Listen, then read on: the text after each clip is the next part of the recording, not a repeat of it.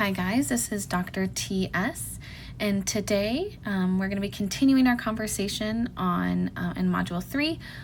We talked so far about atoms and elements, we talked about isotopes and ions, and today I further really want to discuss electron behavior. And as I mentioned in our very first lecture for this module, that electrons are my favorite subatomic particle because they do such cool stuff. And that is because they have really cool behavior. And so today's little lecture you're going to be watching is mostly going to be focused on what is electron behavior and what are these electrons doing.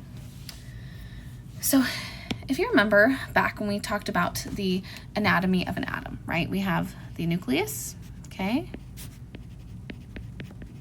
which has our neutrons and protons. And then we have this like cloud of electrons, okay? We also refer to these clouds of electrons as electron shells. So in an atom, these electrons move erratically around the nucleus. They are constantly moving, they're constantly in motion around this nucleus in these electron shells. Okay, and different atoms are going to have different numbers of electron shells. So as we're discussing this idea of electron shells, let's use an example. So we're going to use carbon, okay? Carbon has the atomic number of 6.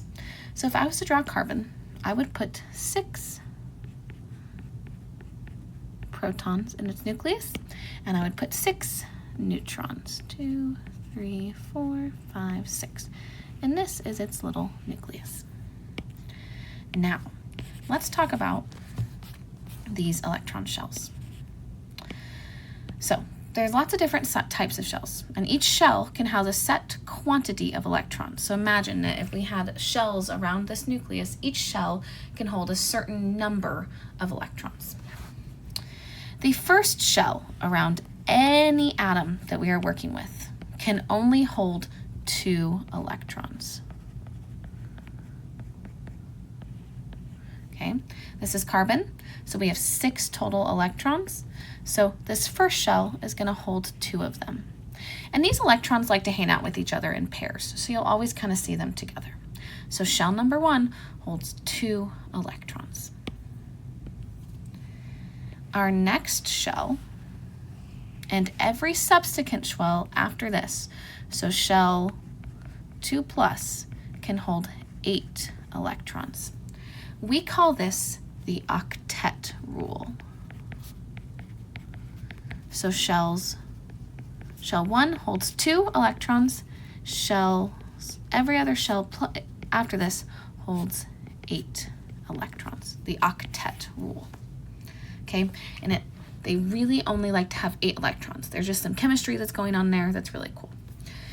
So far, right, we have our 2 first electrons in our shell 1. We have 6 more, or we have 4 more, right? We took away 2, we have 4 more electrons. So first we're gonna fill it in. We go 1, 2, 3, 4, okay? So these electrons start to fill in this shell.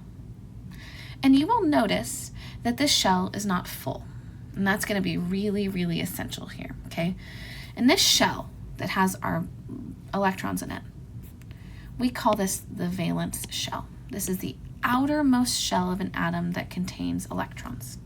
So carbon only has 2 of these shells. Some atoms have, close to 10 of these shells, depending on how big it is or how many electrons it has. Okay, carbon just has 2, and this is its valence shell, this outermost shell.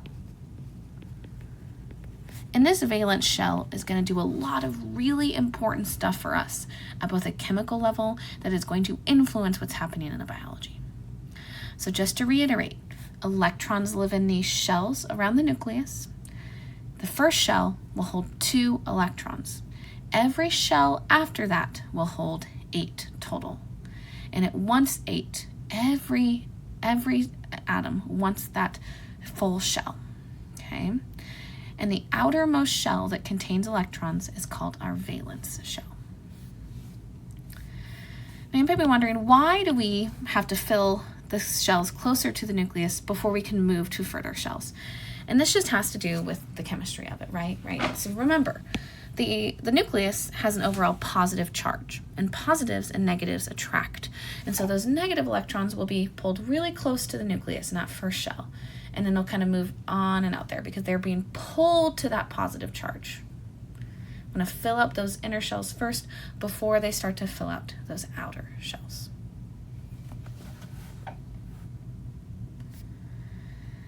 The electrons in these valence shell are really going to dictate the behavior of these atoms.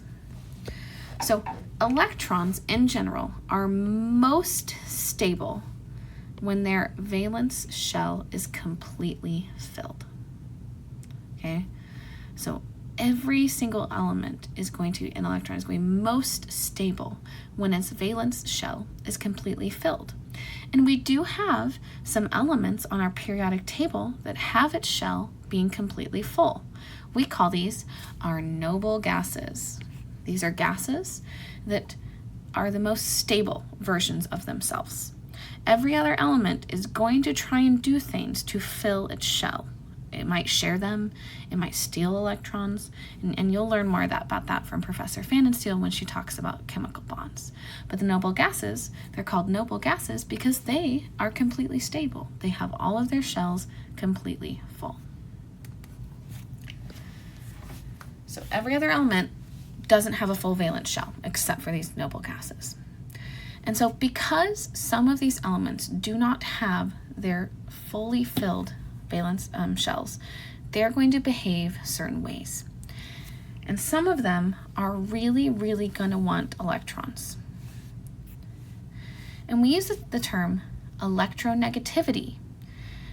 Electronegativity is the pull an atom has for electrons. So again, when Professor Pfannenstiel talks about chemical bonds, you'll see this more in action. But different elements are going to have different pulls for electrons. So let's take a look at oxygen here, okay? So you'll see that I added a new number to our periodic table in red here. We call this electronegativity. The more electronegative an atom is, the more pull it has for electrons. It really, really wants to fill that shell up. So let's look at oxygen here and think about why it is so electronegative. So oxygen has an atomic number of 8. So I'm going to kind of simplify the nucleus here, okay?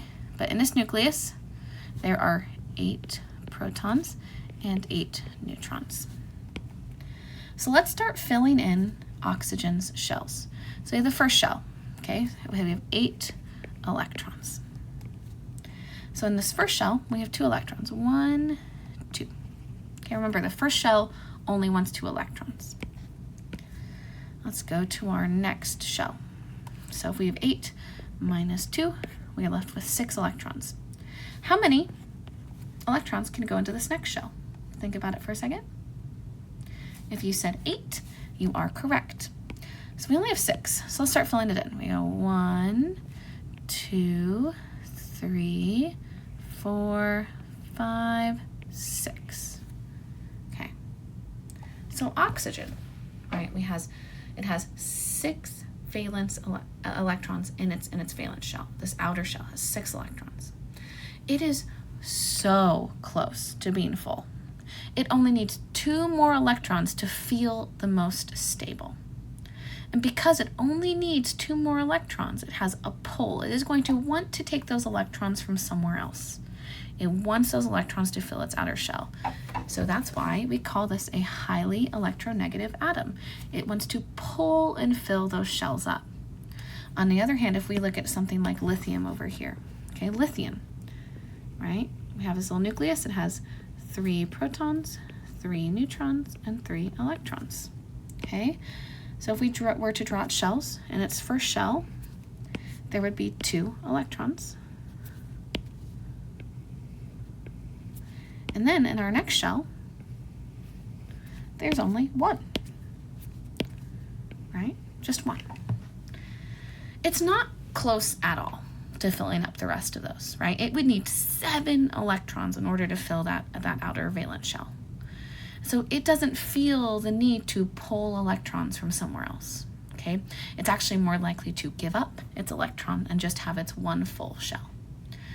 So you'll see this in action in your next couple of lectures on chemical bonds, but just understand that these electrons want to be more stable and want to have full valence shells.